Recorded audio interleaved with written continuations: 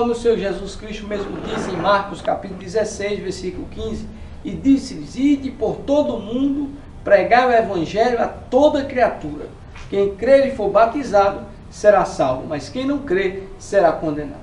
Então a salvação, irmãos, não é algo que é pela predestinação. A pessoa não já nasce predestinada para ser salva. Todos podem ser salvos. Porém, nós temos o livre-arbítrio de escolher qual a porta que nós queremos entrar, qual o caminho que nós queremos seguir. Como mesmo Jesus Cristo disse, não é, irmãos? Entrai pela porta estreita. Vamos ler aqui em Mateus 7, versículo 13 e 14. Nós temos hoje a liberdade de escolher se nós vamos entrar pela porta estreita ou larga. Então a salvação não é predestinação, como muitos estudiosos, muitas correntes acreditam, não é? Mas Deus salva a todos, aqueles que realmente entrar pela porta estreita, renunciar ao pecado, receberá a sua salvação. Mateus 7, 13 e 14 diz: entrai pela porta estreita, porque larga é a porta, espaçoso o caminho que conduz à perdição, e muitos são os que entram por ela. E porque estreita é a porta e apertado o caminho que leva à vida, e poucos há que a encontram. Então hoje o homem tem essa liberdade de escolher qual a porta, qual é o caminho que nós devemos seguir, que nós queremos seguir, mas toda ação tem uma reação, né? A consequência de entrar pela porta estreita é a vida eterna, não é, irmãos? E a consequência de entrar pela porta larga é a perdição, é a condenação eterna. Então, qual porta você deseja entrar? Pela estreita, que conduz à salvação, ou a larga, que conduz à perdição? Então, temos essa liberdade de escolher. Esperamos que todos os irmãos e irmãs em Cristo entrem por a mesma porta, não é, que nós devemos entrar, que é a porta estreita, que é o caminho do céu. Amém, irmãos? Porque Deus quer que todos se salvem e venham ao conhecimento da verdade. Vamos para a introdução. A salvação em Cristo alcança a todos. João 3,16. Aleluia. É tão eficaz que foi completada de uma vez por todas pelo Cordeiro de Deus que tira o pecado do mundo. Somente por intermédio de um Cordeiro tão perfeito, de um sacrifício tão completo e de um Deus tão amoroso, se poderia realizar essa obra de maneira a raiar a luz para os que estavam em trevas. Então, tudo que nós poderíamos fazer, não é, irmãos, para ser salvo, Jesus já fez.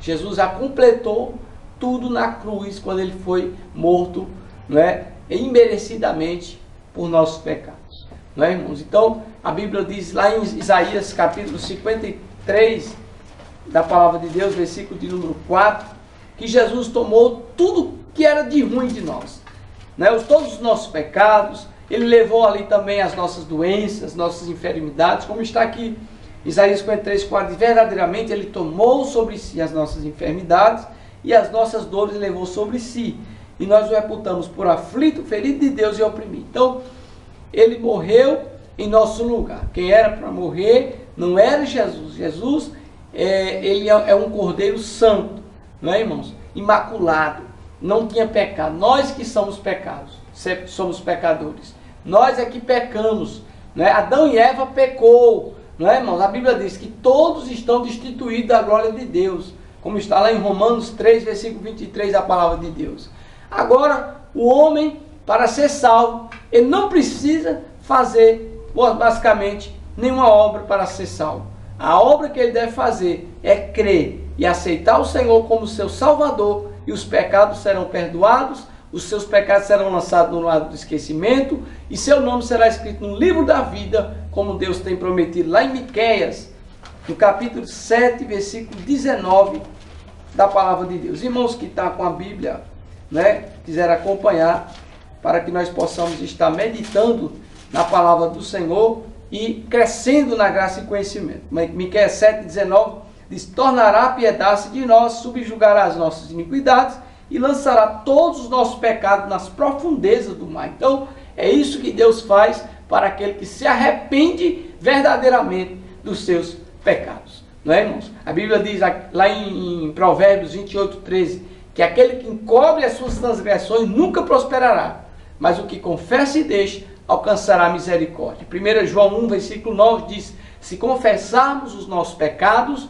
ele é fiel e justo para nos perdoar de todo pecado e nos purificar de toda injustiça. Então Deus quer que todos se salvem. Para isso é necessário que haja um arrependimento, não é, irmãos? É necessário que haja um novo nascimento. Como mesmo Jesus diz lá em João 3,3, ele diz: na verdade te digo, que aquele que não nascer de novo não pode ver o reino de Deus. Lá em João 3,5 diz: na verdade te digo, que aquele que não nascer da água e do Espírito não pode entrar no reino de Deus. Então só podemos ver o reino de Deus e entrar nele se nós nascermos de novo, se nós nascermos da água e do Espírito. Ou seja, se houver realmente arrependimento, se houver realmente transformação, Cristo Jesus, Ele com certeza nos perdoará e nos salvará. Vamos para o tópico 1. O que é a obra expiatória de Cristo? Primeiro subtópico, a necessidade de expiação. Com o termo expiação, nos referimos ao ato de remir uma pessoa de um crime ou falta cometida. Foi isso que aconteceu conosco por intermédio da obra expiatória de Cristo. Essa se tornou necessária porque o pecado atingiu a humanidade e a criação, de modo que o ser humano não consegue resolver esse problema por si mesmo. Nesse contexto, a obra expiatória de Cristo se expressa por meio do padecimento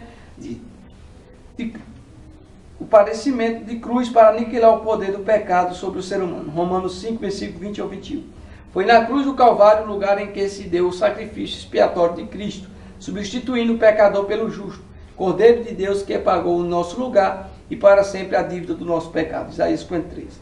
Esse ato é a suprema expressão do amor do Pai, por meio de Jesus Cristo, seu Filho, para com todos os homens. João 3,16. Então o texto áureo da Bíblia é João 3,16, que diz: porque Deus amou o mundo de tal maneira que deu seu Filho unigênito para que todo aquele que nele crê não pereça, mas tenha vida eterna. Então a maior expressão de amor é incalculável, não é, irmãos? Medir o amor de Deus, não é? A maior expressão de um amor, né, de alguém por outra pessoa é o amor de Deus para com o mundo, para com o pecador, para com a humanidade, para com essa geração perversa, não é, irmãos? Como diz lá em Atos dos Apóstolos, não é, o apóstolo Pedro, ele fala: apartai-vos desta geração perversa. Realmente, a geração, né, onde a rebeldia está presente dentro das famílias, né? Filho não mais obedece o pai e a mãe, né? É filho contra a mãe, é filho contra o pai, é pai matando o filho, é filho matando a mãe. É a geração que nós estamos vendo, mas Jesus está voltando. É tempo de se arrepender, porque Jesus, Ele vem.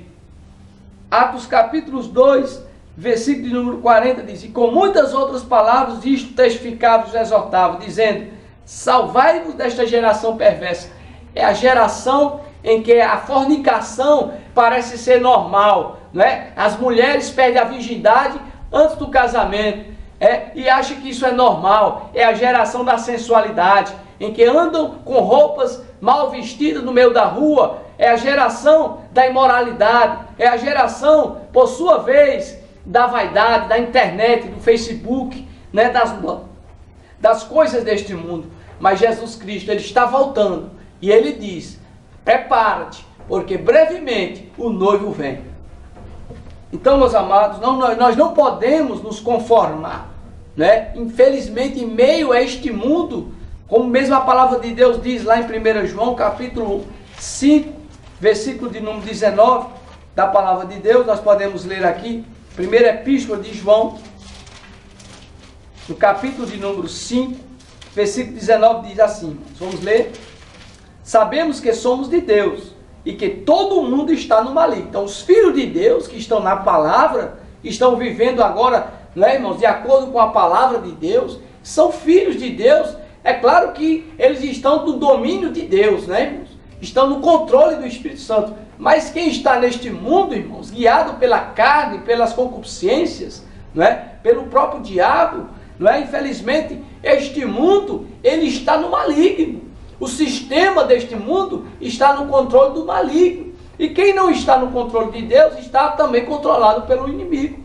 Mas a partir do momento que você aceita Jesus, entrega a sua vida a Ele, um poder do nome de Jesus, você é liberto deste mundo, você é liberto da escravidão do pecado, e agora você faz parte da família de Deus, do povo que vai morar no céu. Amém?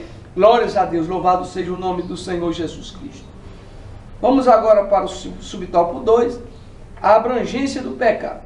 As Escrituras mostram que todos pecaram e que por isso foram afastados da presença de Deus, passando a inclinar-se para o mal. Romanos 3:23, Salmos 14:3, Marcos 10:18, Eclesiastes 7:20. O problema do pecado é tão sério e sua abrangência tão grande que a Bíblia mostra que ele faz a separação entre um pecador e Deus. Isaías 59, versículo 2.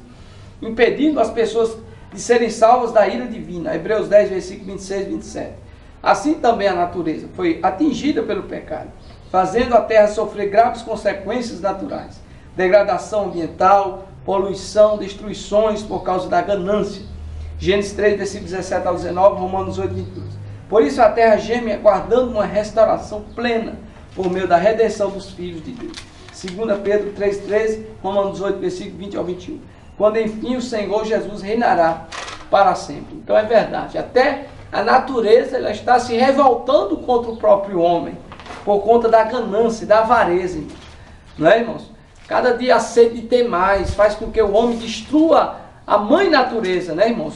E assim prejudica o próprio homem. Vamos ler aqui Romanos, glória a Deus. Mas um dia Jesus restaurará todas essas coisas. A natureza, ela voltará a ser igual a que era antes, né, irmãos? Respiraremos um ar puro, um ar que não há poluição, não é, irmãos? Diferentemente de hoje, em que nós vemos que o ar cada dia se torna mais poluído, não é, irmãos? Vamos ler aqui Romanos, capítulo de número 8, versículo de número 22, que diz assim: porque sabemos que toda a criação geme e está juntamente com dores de parto até agora. Então, somente na vinda de Jesus, quando ele vier restaurar, não é tudo